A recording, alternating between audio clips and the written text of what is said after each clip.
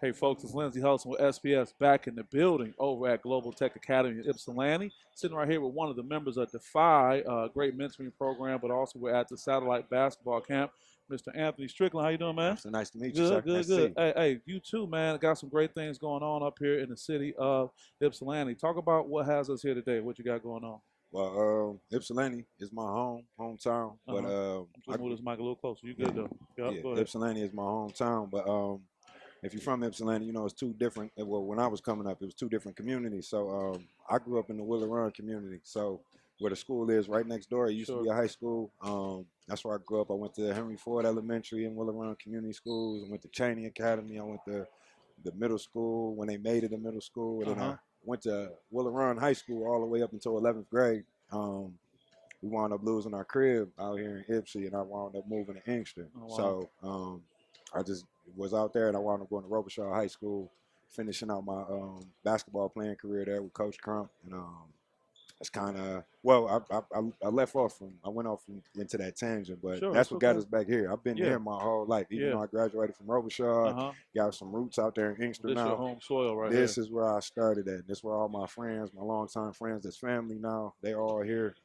I've never left technically. I always come back home and visit all my people. So even when I moved to Inkster and I was still a kid, I would find a way to get back, you know, check on my people and vice versa. They'd come out to Inkster. I was going to say, we talk about your playing career. You know, when you finished at Robichaud, you transitioned to Adrian, Coach Mark White. Yep, Coach Mark White. He came and grabbed me up and had a great Listen, man, I want you to come play with me. This is what we're going to do. I see you, and I love Mark. I say that with love, right? Yeah, and that's the thing. No, he came out and talked just like that, like, Strick, man. Hey, you got an opportunity, baby. I need you. And I'm like, all right, come on, we going.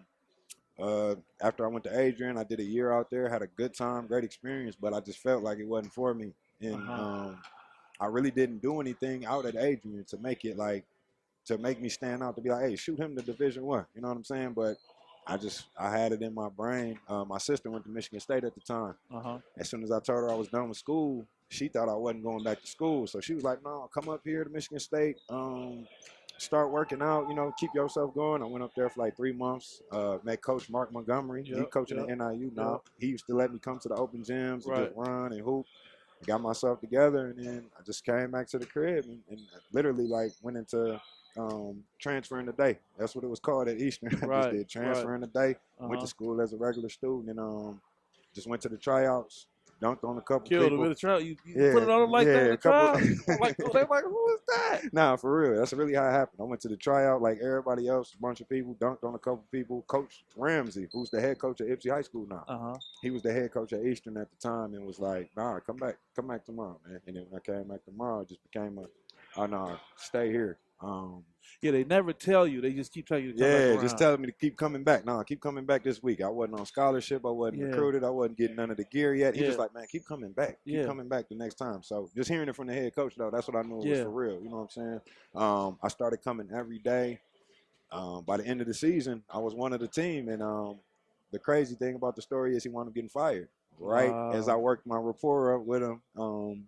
He was ready for me. He was like, man, you gonna play. You know, next year I'm keeping you around. You know what I'm saying? He wound up getting fired, and then that's where Murph comes in. Murph, he got the job like right in the summertime. Murphy, He came through. He wasn't playing. He came through, had interviews the first day.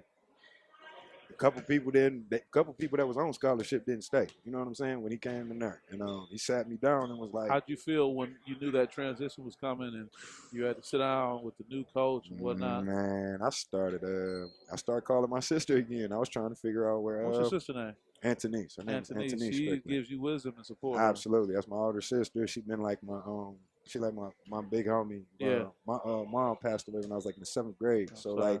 Since then she's only a year older than me, but she's been playing that little role. Like you know what I'm saying, trying to protect me, you know what I'm saying, do stuff like that. So so you had this thing where now you got to meet with the new coach. Yeah, man. I was bugging for a minute. I started calling her, like, seeing if I could come and walk on up there at Michigan State or see what Coach Mark Montgomery was doing. Talking about, right? But he wound up getting a job at NIU that year. I had no options. It's crazy because he's back there now, back at Michigan State now. Is he? He's back at Michigan State now. Man, I haven't seen him since we was working out at that time. And when I played it, he was NIU. I was playing against him. So, like, you get your hopes up. Yeah. Coach gets fired. Your other plug takes a job somewhere else, a whole new thing. So now, well, how are you feeling at that time? Can you describe what your feeling was like? Bro, I'm telling you at the same time, but I don't want to sound like I was being cool, but like, I didn't feel like I was going, like, I wasn't supposed to be there. I was working on that energy. Like, bro, I wasn't supposed to be a Division I player. Not, like, I wasn't an all-state player. Doubting yourself being there, you meant? Or saying that this is not even me to begin with? I was just saying I ain't had nothing to lose.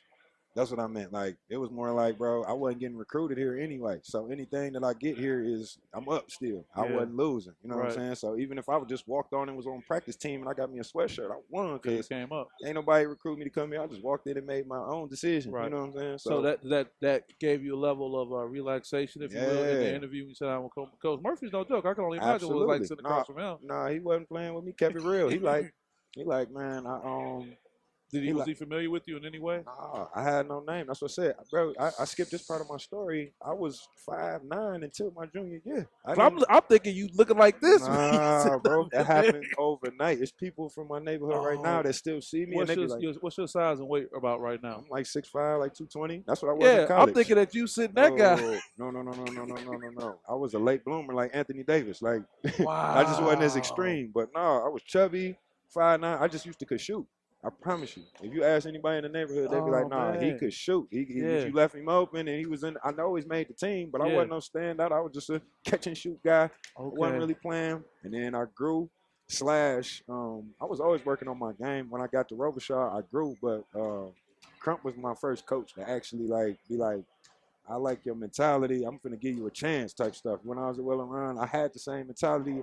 I wasn't tall enough, athletic enough at the time. I was still on the team, but I wasn't getting no love. So literally my last year of high school was my only year to get recruited because that was the first time I was in the mix. And I never played AAU neither. I played one summer with Coach, Mike Talley. I played with Talley's All-Stars. He was out here in Ypsi at the time. His son, Mike Talley, played with me at Eastern. I played with him for a minute. I played with one of my middle school friends. I forgot what they were called. Yeah, my homie Paul and Christian and all of them. But I never played no AU circuits, no nothing. So when I got there, they looked. Murph did that. He said, "Bro, I don't know nothing about you." You know what I'm saying? So how to go from there? He was just like, man, I had some vouchers for me. Coach McDowell that was there before, Ramsey. They all said like, "Dog, work hard. He's serious. He don't be playing." We would have kept him if we would have stayed. They all left that kind of message for him. So he was like, "Man, you could stay." But I'm bringing I'm bringing players from Syracuse. I'm bringing players from Arkansas. He kept it real with me. Like, you probably ain't never going to get on the team, but you can stay. You know what I'm saying? He kind of left it up like that. So you won't make the actual roster, but you can still be a part of the program. You can be a part of it. Yeah, that's how I started off with Eastern. DeShante, who's here today, he was the big recruit, all that stuff. We connected real early, and he was a part of the process of me kind of getting merged into the program and everything. Actually, I said I had to earn my stripes there all the time. Literally every day was a battle, and it was example is summer workouts, right? They had the groups with the guards, they got the forwards, they got the centers. They worked out in the summertime and everything. Coach Benny White was there. He was they was doing mine individually. Like, it was just me. It was, we used to have them 40 minutes in the summer just to get to it, and then you got to put the ball up. Yeah. Everybody had their group, and then they were just doing me. It was like, for me, it was like they was trying to see if I was going to break. You know what I'm saying? Because it was like the Kevin Garnett workout he did for the pros. Yeah, we had a serious one. Coach Benny just pulled me to the side one of those days. It was like day 2 of it, and I was on the whim, like, it's getting tough. You feel me? It's serious. And Murphy in there, you say he's a serious guy too. So he just pulled me to the side and said, "Bro, don't quit. You about to break. You about to be on. Just don't quit, man. You about to be on. Trust me." All right, man. So I stuck it out. Yeah, that mentality is what got me through the door. They didn't see I wasn't nervous about none of the competition. It was just more about getting my feel out there. Yeah. Yeah, I was cool and other than that, man. So let's talk about how that transition happened from that experience, that what got you right here, and what I understand from talking to Stanford, that you put the E and Y in DeFy, the exceptional and the youth. So just talk about that transition and how we got right here. Well, I mean, literally, that experience up there, my Coach Cook that's in here today, he was, in my high school, he was the best player on my team when I was at Willow Run. And a couple things, he got hurt. He went through some problems of his own. He never got to go play Division I basketball. So, like, at that time, when I was coming back, I was home. even though Ipsy was different in my brain, you know what I'm saying? Right. I was at home, and I would come back to West Willow. I'd come back to wherever Mark D was. We'd sit down and chill, and I would bring him back to school with me, take him to the locker room, and it'd be like, dog would just be, he'd be excited for me at the same time while he was like, man, this sweet, this is dope, bro. And it was like, that gave me joy. Like, man, letting my homies that ain't never seen this and that really wanted to come and see it, to be able to experience it through me. You know what I'm saying? Like, I brought him, rest in peace, my homie Ricky. We used to come up there. I used to bring both of them up there with me. We'd be in there watching the TV after we work out in the Eastern, gym in the Convocation Center, and watch TV, talk about what we was doing as kids, and that started giving me joy. And that started making me be like, when I come home, I can't come home and just, flex and, pop bottles out in the street and show everything, and my homies ain't doing it with me. You know what I'm saying? And that kind of what got us started. Like, me and Stan, we started talking about giving back to the kids. Defy, it was started in Detroit, absolutely. But every time we did something in Detroit, I made sure we came and did it in Ipsy. You know what I'm saying? In this Willow Run area specifically. So turkey giveaways, we did one out there in the city. Made sure we did one right here at the church right across the street, Christian Love Fellowship, not too long ago. Looking like Frank White from American Gangster. Absolutely. We did. Yeah, for real though. Yeah. But absolutely giving a chance for these kids in the neighborhood, because when I came up, I didn't see nobody that grew up around here come back and do stuff like that. And then the other side of it, when you do have that, particularly in urban communities, is normally the drug dealer. Absolutely. Absolutely. Yeah. So when they see me, and it's like that, it's the cool energy still, but it's not nothing negative. It's interesting, you know what I'm saying? And that gives me joy, being able to come back where I was at, seeing my teachers, seeing the lady who's the principal of the school that we're renting right now, went to church with me back in the day, and just remember everything and said what you said, remember my story, and just happy to see me. Come. You can have the gym whenever you want to. You know what I'm saying? Those type of things builds the community back. It seems to be more than a word. It seems to be something that has some real value. Define what this is. Talk a little bit more about what this joy is. I see it on you, man. I grew up out here, and like I said, I had a picture perfect family. I had my pops, my moms, and I had an older sister. I was the baby. Went through hard times as far as financially goes, but we was good. It wasn't like, we had basic poverty problems, and I don't know how to sound, if that sounds like it, but a couple days it might be not no water, but we gonna get the water back on. It wasn't like we was around there, not taking showers for weeks upon weeks, but it'd be a day like that, or it'd be a day the power wasn't on, and it just gotta wait till Friday, you know what I'm saying, stuff like that. So the basics of surviving, so I know what it feel like to go without, you know what I'm saying, to go on field trips and you don't got $5, even though that's all you needed to get food today. I know how I feel. You just want to go on a field trip, you know what I'm saying? So that being said, my mother passing away was real big. Had to grow up a lot different. I mean, my whole lifestyle changed. You know what I'm saying? I had more freedom. I had more accessibility. I had more responsibility.